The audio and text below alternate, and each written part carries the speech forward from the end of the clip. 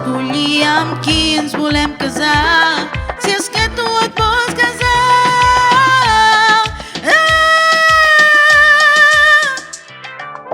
Això és la festa dels pretendents i la princesa no està present. No hi ha cap noi intel·ligent, no mal que marxi sobtadament. Ella no vol un home per conveniència, no necessita que algú la mantingui. Ella vol ser lliure de consciència, no vol estar lligada ni casada, és massa jove per manar al regnat. Ella vol un amor de veritat.